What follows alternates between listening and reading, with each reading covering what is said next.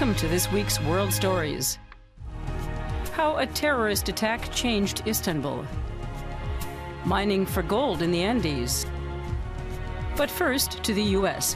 Having completed his first year in the White House, President Donald Trump is in an upbeat mood. DW has been out and about in Ohio. Mahoning Valley in Ohio, a long-time Democratic stronghold that was once a hub of the American steel industry. But these times are long gone. President Donald Trump won Ohio in 2016 by promising to bring jobs back to the region. Tracy Winbush believes in Trump. She hosts a talk show on local radio, and after she gets off the air, she relaxes in the cigar lounge. He has earned my respect because of what he wants to do and how he wants to get it done. So he's not Republican, he's not Democrat, he's just an American who used the system for his advancement to the presidency. And you have to respect that. But we have to admit that he lies, right? He doesn't tell the truth. You have to admit he has his own thought process of his own truth. But the question is, do we all lie also?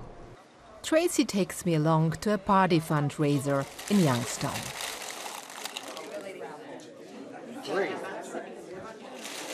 354. The latest polls show that President Trump's approval rating is at a record low.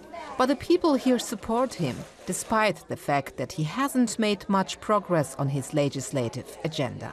Finally, for the first time in maybe our lifetimes, there's somebody in Washington who is determined to change Washington. That's why people are excited. They want someone to go to Washington who can grab that place and shake it, because it's become so bloated and so out of control. Christian McKernan is a businessman in Youngstown. His grandfather started his heating and cooling company in 1937. Christian says he trusts Trump because he's also an entrepreneur. I don't have to agree with certain things that a sitting president may feel. I don't have to. But I really should just look back and respect the position that's there and allow him to try to do his job. Visit the show online at tracyandfriends.com. Well, good afternoon and welcome to Tracy and Friends here on WHK. Economic growth, tax cuts, health care. That's what counts for Tracy Winbush. She says she doesn't like everything Trump tweets or says, but she'll support him as long as he is here to break the system. You've got a problem.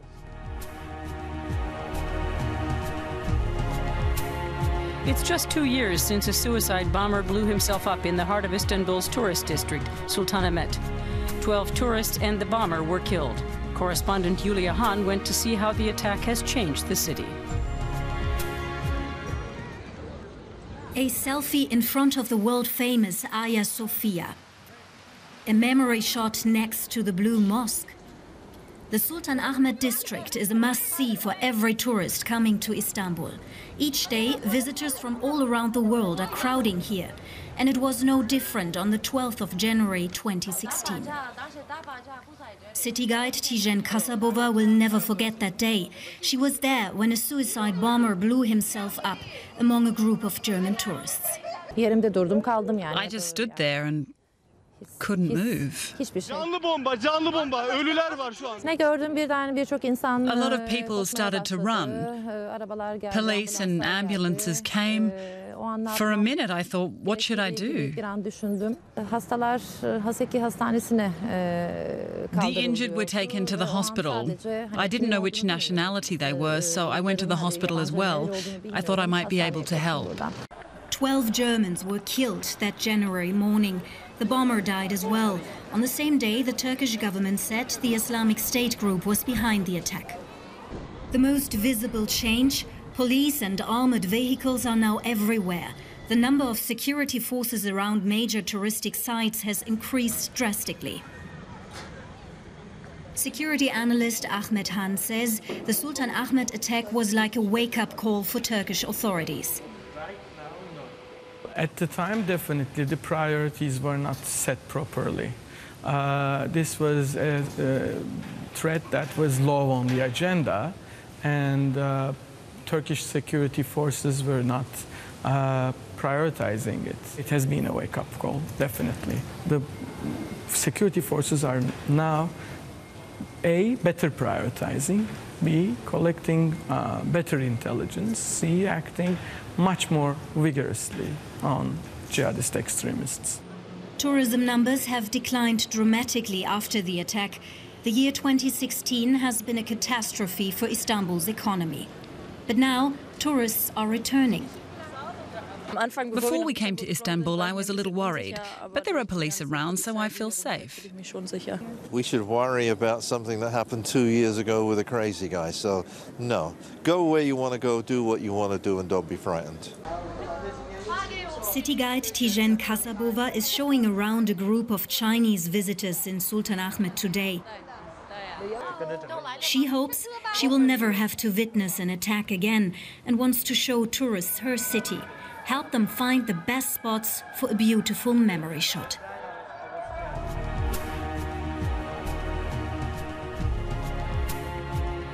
Clinging to an Andean mountainside in the south of Ecuador, the town of Zaruma has long been famous for gold.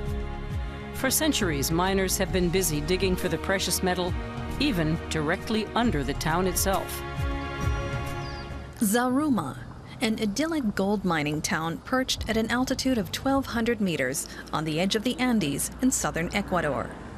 The old town has been an Ecuadorian cultural heritage site since 1990. Zaruma has a population of about 10,000. Its architecture bears testimony to the prosperity brought by 450 years of gold mining. But that prosperity is under threat. Indeed, some residents say the town itself is in danger. This is one of the problems caused by mining. This school was 102 years old, and then it suddenly collapsed.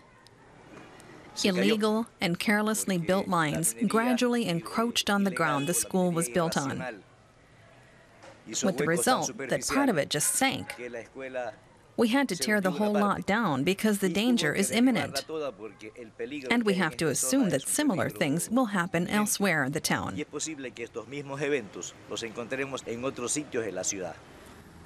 The state granted mining concessions without coordinating the locations of the mines themselves. The result was practically a free-for-all, and one building after another is collapsing. The city hospital has just been evacuated. But collapsing buildings are not the only problem in Zaruma. Mining causes environmental damage too. The water released here flows downhill and gets used by the local population. But the water down there is contaminated with heavy metals, such as lead, chrome, or radium.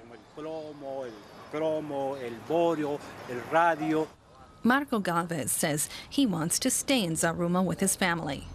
But for that to be possible, he says, the town must change the way it treats nature.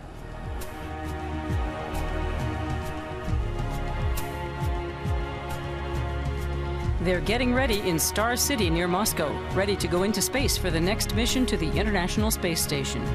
This time, the flight commander is a German. We have this report from our Moscow studio. These spacesuits aren't for lightweights. They tip the scales at around 10 kilograms each.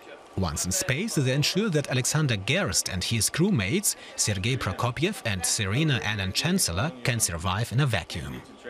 It will be the first time Gerst will serve as commander on the International Space Station. This is the same spacesuit I wore when I landed last time. You can still see traces of soot from my exit from the capsule. I'm one of the few lucky ones allowed to train in my own spacesuit. I'll get a new one for the next flight. It's tailor-made for me and ready to go. This is the view Alexander Gerst had on his first space flight. In 2014, the geophysicist became the third German to fly to the International Space Station. During his next mission, called Horizons, the crew will conduct about 80 experiments. Some are new, others Gerst performed on his first flight.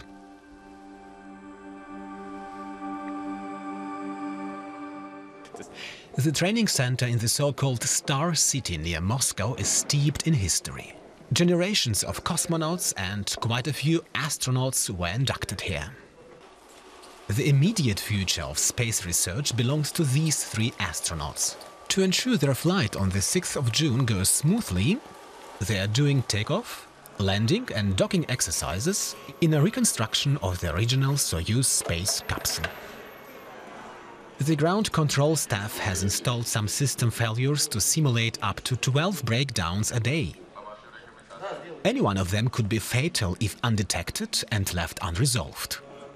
That's why the astronauts say this phase of the training is the most difficult, demanding intense concentration and rapid decision-making capacity.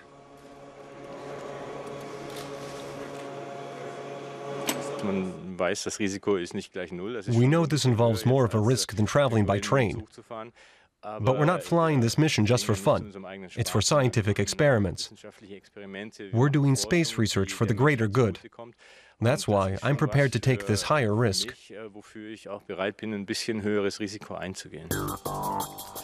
40 years after the first space flight by a German, Alexander Gerst will be the first German commander on the International Space Station.